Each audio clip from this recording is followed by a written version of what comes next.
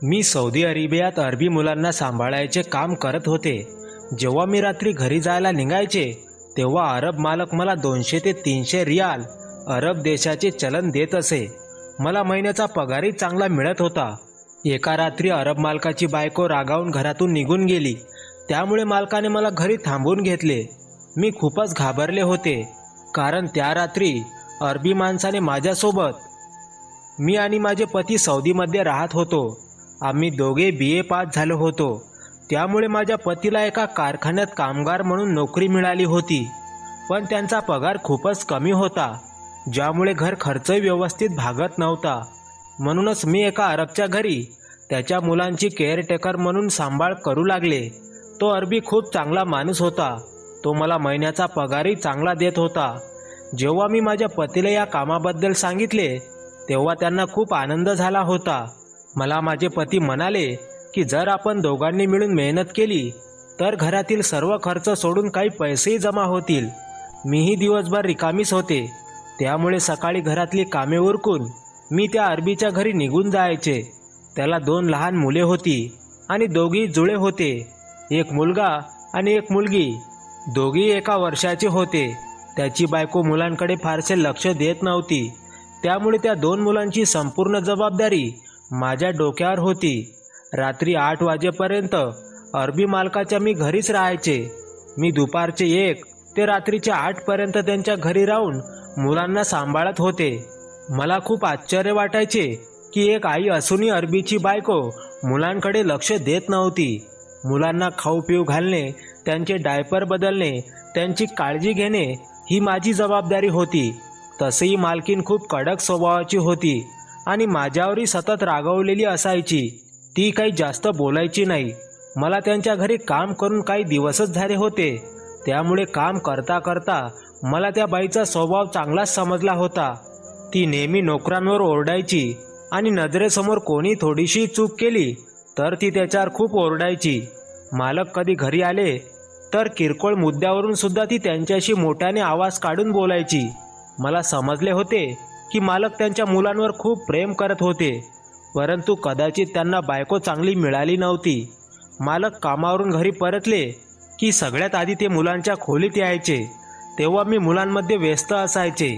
त्यामुळे दारावर थाप पडली की मी लगेच व्यवस्थित होऊन बसायचे, तेव्हाच मालक दरवाजा उघडायचे। त्यानंतर मुलांवर प्रेम करत असताना मुलं मला त्रास देतात की काय असा प्रश्न मला नेहमी विचारायचे। मालक मला मुलांचा दिवसभराचा दिनक्रम, नीट खाल्ले प्यायले की नाही वगैरे वगैरे सगळं काही विचारायचे। मी पण त्या अरबी मालकाला दिवसभराचा दिनक्रम सांगायचे। एक रात्री 8 वाजता मी जेव्हा घरी जायला निघाले तेव्हा त्यांनी मला 1 मिनिट थांबायला सांगितले। मग त्यांनी एका खिशातून पर्स काढली आणि 2000 रियाल काढून मला दिले। हे पाहून मी थक्क झाले, कारण मालक मला महिन्याचा पगार चांगला देत होते आणि यात चक्क 2000 रियाल दिले। 2000 रियाल काही कमी नसतात। मी एक नजर मालकाकडे पाहिली आणि आश्चर्याने पाहू लागले। माझ्या चेहऱ्यावरील आश्चर्य पाहून मालक म्हणाले, हे ठेव, तुला कामी येतील।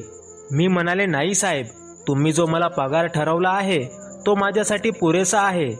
माझे बोलणे ऐकून ते किंचित हसले आणि म्हणाले की मी माझ्या स्वखुशीने देत आहे, हे ठेवून घे। मग मी ते पैसे पकडून माझ्या पर्समध्ये ठेवले। मी घरी जायला निघाले की त्यांनी परत मला आवाज दिला आणि म्हणाले, मी तुला पैसे दिले आहेत, हे तुझ्या मालकीणीला सांगू नकोस। हे ऐकून मी काही वेळ विचारात हरवून गेले। मग मी होकार दिला आणि खोलीतून बाहेर पडले। पण त्या रात्री मला खूप अस्वस्थ वाटत होते। पहिली गोष्ट म्हणजे मालकाने मला 2000 रियाल दिले होते आणि दुसरी गोष्ट म्हणजे त्यांनी मला मालकींपासून हे लपवायला सांगितले होते। या दोन्ही गोष्टी माझ्या मनात संभ्रम निर्माण करत होत्या। मग मी विचार केला की मालकीन जरा रागट स्वभावाची आहे, त्यामुळेच ती अरबी मालकाला पैसे देण्यास नकार देत असेल। आता त्यांनी पैसे दिले तर काहीच हरकत नाही, मी पैसे सांभाळून ठेवेल। पण मी जास्त हैराण तेव्हा झाले जेव्हा मालकाने मला दुसऱ्या दिवशी 3000 रियाल दिले। यावेळी मला माझ्या मालकावर शंका येऊ लागली। शेवटी मालक माझ्यावर इतकी दया का दाखवत होते? मी ते 3000 रियाल देखील परत केले आणि म्हणाले, मला हे पैसे नाही पाहिजे, मला तुम्ही रोज इतके पैसे का देत आहात? मालक माझ्या चेहऱ्याकडे लक्षपूर्वक पाहत होते आणि म्हणाले, तू माझ्या मुलांना सांभाळतेस म्हणूनच मी तुला हे पैसे देत आहे. मग मी म्हणाले की ते माझे कामच आहे आणि त्यासाठी मी तुमच्याकडून महिन्याला पगार घेतेच की. मी त्यांच्याकडून एकही पैसा घेतला नाही आणि मी घरी परतले. पण दुसऱ्या दिवशी जेव्हा मी मुलांना सांभाळायला गेले तेव्हा पाहिलं की मालक त्यांच्या कामासाठी बाहेर गेले नसून मुलांसोबत घरीच होते. मी आल्यावर त्यांनी मला विचारले की तू इतक्या उशिरा का आलीस? तुला माहिती आहे माझ्या दोन्ही मुलांना ताप आला आहे. त्यांच्या बोलण्यात काळजी होती आणि थोडासा राग सुद्धा. मी घाबरले आणि घड्याळाकडे बघितले तर 1 वाजला होता आणि मी याच वेळी येत होते. मी म्हणाले, मी माझ्या वेळेवर आले आहे. मग तेव्हा मालक सांगू लागले की तू माझ्या मुलांची जरा जास्त काळजी घेतेस म्हणून तुला मी काही पैसे देतो. बघ, आज त्या दोघांना सकाळपासून ताप आलेला आहे. त्यांच्या आईला तर त्यांची पर्वाच नाही, पण मुलांची चांगली आणि जास्त काळजी घेण्यासाठी मी तुला कामावर ठेवले आहे. यासाठी नाही की तू दुपारी 1ला यावे. माझी मुलं इथे आजारपणात रडत आहेत. मुलगी तर झोपली होती पण मुलगा खूपच रडत होता. मी पटकन त्याला मालकाकडून घेतले आणि माझ्या मांडीवर बसवले. दोन्ही मुलं माझ्यापाशी खूप जोडलेली होती. ते बाळ माझ्या मांडीवर येताच तो पूर्णपणे गप्प झाला. मी बाळाला मिठी मारली. त्याला खूपच ताप आला होता.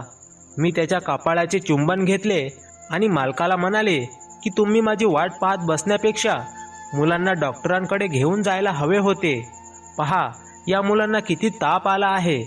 माझे बोलणे ऐकून मालकाने कपाळावर हात मारून घेतला आणि म्हणाले की माझी बुद्धीच काम करत नाही. खरं तर मी त्यांना डॉक्टरांकडे न्यायला हवे होते. मग त्यांनी झोपलेल्या मुलीला आपल्या हातात घेतले आणि म्हणाले की माझ्यासोबत चल, आपण डॉक्टरांकडे जाऊ आणि त्यांना दाखवू. मी थोडी हैराण झाले.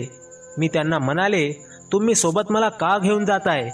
तुम्ही मालकीनबाईंना सोबत घेऊन जा ना, कारण त्या त्यांची आई आहे आणि आईच आपल्या मुलांबद्दल व्यवस्थित सांगू शकते.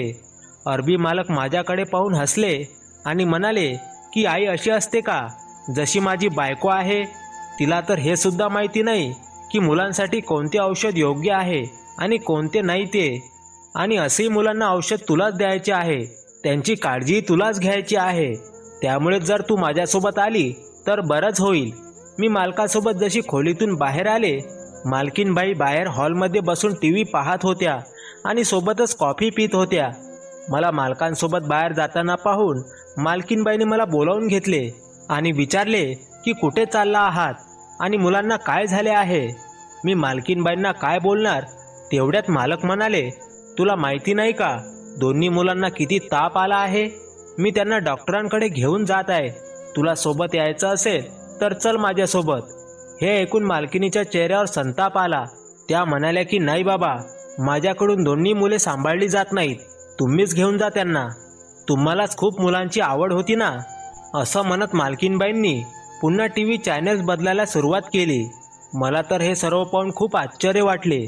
ती एक आई असूनही तिला काहीच वाटले नाही की तिची मुले आजारी आहेत. उलट तिच्या उत्तरात निष्काळजीपणा जाणवत होता. मी अनेक बेफिकीर मुलींना पाहिले होते ज्या लग्नानंतर मुले झाल्यावर त्या मुलांच्या बाबतीत जबाबदार बनतात. मात्र ही कशी आई होती जिला स्वतःच्या मुलांबद्दल अजिबात प्रेम, दया, ममता नव्हती. मालकीनबाई खूपच सुंदर होत्या, पण त्यांना मुलांची अजिबात काळजी नव्हती. मी गेल्या 2 महिन्यांपासून त्यांच्या मुलांची काळजी घेत होते आणि त्या 2 महिन्यात मी पाहिलं होतं की मालकाची बायको नेहमी स्वतःचीच काळजी घेत होती. नेहमी नटून थटून राहायची. नोकरांकडून आपली नखे कापून घ्यायची, तर कधी हातपायांची मसाज करून घ्यायची, तर कधी डोक्याला तेल लावून मालिश करायला सांगायची. ती नेहमी स्वतःचीच काळजी घ्यायची. दोन्ही मुलांना ताप होता. दिवसभर मी मुलांना घेऊनच बसले होते. एकाला औषध दिले तर दुसरा रडायचा आणि दुसऱ्याला दिले तर पहिला काहीतरी गोंधळ करायचा. त्यामुळे दोन्ही मुले खूप चिडचिड आणि हट्टी झाली होती. नाहीतर ते माझी प्रत्येक गोष्ट ऐकायची. रात्री उशिरापर्यंत त्यांना सांभाळल्यामुळे आज मी पूर्णपणे थकलेली होती. मालक घरी येताच मी मालकाकडे घरी जाण्याची परवानगी मागितली, पण ते मला म्हणाले की मला हे सांगताना योग्य वाटत नाही, पण माझी ही मजबुरी आहे. आज रात्री तू माझ्या मुलांसोबत इथेच राहिलीस तर माझ्यावर तुझे खूप उपकार होतील. मी म्हणाले, मी कसे राहू शकते? माझे पती 9 वाजता घरी परत येतात आणि मला त्यांना जेवण द्यावे लागते. माझे बोलणे ऐकल्यावर मालकांच्या चेहऱ्यावर विचित्र भाव आल्याचे मी पाहिले होते. त्यांनी विचारले, तुझे लग्न झाले आहे का? मी हो म्हणाले. माझे उत्तर ऐकून मालकाचा चेहरा फिका पडला होता. मग अचानक त्यांच्या चेहऱ्यावरचा दृष्टिकोन बदलला. ते म्हणाले की तू तुझ्या पतीला सांगून इथे एक रात्र थांब, कारण रात्रभर मुलांना कसे सांभाळायचे याची मला कल्पना नाही. रात्रभर मी एकटा त्यांना कसा सांभाळू? शिवाय त्यांना कोणती मेडिसिन द्यायची आहे हे तुला चांगले माहिती आहे. मी म्हणाले की ठीक आहे, मी माझ्या नवऱ्याला विचारते. मी माझा मोबाईल काढला आणि माझ्या पतीला सांगितले. ते म्हणाले की ठीक आहे, तू आजची रात्र थांब, मी खाण्यापिण्याचा स्वतः बंदोबस्त करून घेईन. रात्रभर मी मुलांना सांभाळत राहिले. दुसऱ्या दिवशी संध्याकाळपर्यंत मुले पूर्णपणे बरी झाली होती. मग मी घरी परत जायला निघाले तेव्हा मालकाने मला 4,000 रियाल दिले. मी मालकांना म्हणाले, तुम्ही मला इतके पैसे का देत आहात? तर ते म्हणू लागले की तू माझ्या मुलांची खूप कठीण काळात काळजी घेतली आहेस आणि या पैशांवर तुझा हक्क आहे, त्यामुळे प्लीज नाही म्हणू नकोस. मी म्हणाले, तुम्ही माझ्या मुलांवरच्या प्रेमाचा संबंध पैशांशी का जोडत आहात? मी कबूल करते की ही माझी सख्खी मुले नाहीत, पण मी त्यांना नेहमीच माझ्या मुलांप्रमाणे वागवले आहे. त्यामुळे तुमचे पैसे तुमच्याकडेच ठेवा, मला त्याची गरज नाही. असे म्हणत मी माझी पर्स हातात घेतली आणि पुन्हा घराबाहेर पडले. माझ्या लग्नाला 4 वर्षे झाली होती, पण मला मूलबाळ नव्हते. लग्नानंतर लवकरच मला बाळ होईल अशी अपेक्षा होती, पण माझा नवरा माझ्यासमोर हात जोडून म्हणाला की तुला माहिती आहे की माझा पगार इतका नाही आणि इतक्या पगारात मी एका मुलाचे पालनपोषण नाही करू शकणार. तू आता हे बाळ ठेवू नकोस, अबॉर्शन करून घे. जसजशी परिस्थिती सुधारेल तसतसे आपण देवाकडून मूल मागून घेऊया. मुलांचे काय, मुलं जन्माला येतातच. त्यावेळी मी खूप रडले होते. मी माझ्या नवऱ्याला म्हणाले होते की जन्माला आलेलं मूल आपलं नशीब स्वतः घेऊन येते, मग तुम्ही असा का विचार करत आहात? पण माझा नवरा माझ्यासमोर विनवण्या करत राहिला. मला समजावून सांगू लागला की मी खूप टंचाईत आहे आणि टेन्शनमध्ये आहे. माझी आणखी जास्त टंचाई वाढेल, तू मला समजून घे. त्यावेळी माझे पती सौदीचा विजा मिळवण्याच्या प्रयत्नात व्यस्त होते, म्हणूनच मी त्यांचा सल्ला स्वीकारला. त्यानंतर आम्ही सौदीला आलो. माझा नवरा 3 वर्षापासून काम करत होता, पण आजही परिस्थिती तशीच होती. आणि ज्यावेळी मी म्हणायचे की आपल्याला आता मूल झाले पाहिजे, तेव्हा माझा नवरा नकार द्यायचा. ते म्हणायचे की अजून 1 वर्ष थांबूयात, परिस्थिती सुधारताच आपण मुलाचा विचार करूया. आपण कुठे म्हातारे झालो आहोत जे आपल्याला मूल होणारच नाही. माझ्या मनात होतं की देवाने मला मूल द्यावे. त्यामुळे जेव्हा त्या 2 मुलांचा सांभाळ करण्याची जबाबदारी माझ्यावर आली तेव्हा मी काम करत आहे असे मला कधीच वाटले नाही, किंवा ती दोन्ही मुले माझ्यासाठी ओझे आहेत असे कधीच माझ्या मनातही आले नाही. मी माझे सर्व प्रेम त्यांना दिले होते, त्यांची मनापासून काळजी घेत होते. दुसऱ्या दिवशी जेव्हा मी कामावर आले तेव्हा मी पाहिले की मालकीनबाई आणि मालक यांच्यात भांडण सुरू होती. माहिती नाही या दोघांमध्ये कोणत्या मुद्द्यावरून इतका वाद होत होता. मलाही भीती वाटू लागली की कदाचित ते एकमेकांना घटस्फोट देतील, कारण ते भांडतच तसे होते. मालक म्हणत होते की तू सतत शॉपिंग करत राहतेस किंवा स्वतःला दिवसभर मेकअप करण्यात व्यस्त राहतेस. एक रात्रसुद्धा कधी मुलांना सांभाळले आहेस का? तुला काल रात्री त्यांना सांभाळायला सांगितले तर तू दुसऱ्या खोलीत जाऊन झोपलीस. दुसऱ्या खोलीत जाऊन काय मिळाले तुला? त्या मुलांची अजिबात काळजी नाही. तुझी जर वृत्ती अशीच राहिली तर मी तुला कायमचं सोडून देईल. मालक रागाने ओरडतच घराबाहेर निघून गेले. त्यावेळेस खोलीतला मोठा आवाज ऐकून मुलंही शांत अंतरुणावर बसली होती, कारण ओरडण्याचा आवाज खूपच येत होता. मग माझ्या हृदयाचा ठोका चुकला जेव्हा अचानक माझ्या खोलीचा दरवाजा धाडकन उघडला. मालकीन रागातच खोलीत आल्या होत्या. त्या मला म्हणाल्या, चल जा इथून, आज तुझी सुट्टी आहे. इतके बोलून त्यांनी मला चुटकी वाजवत घराबाहेर जायला सांगितले.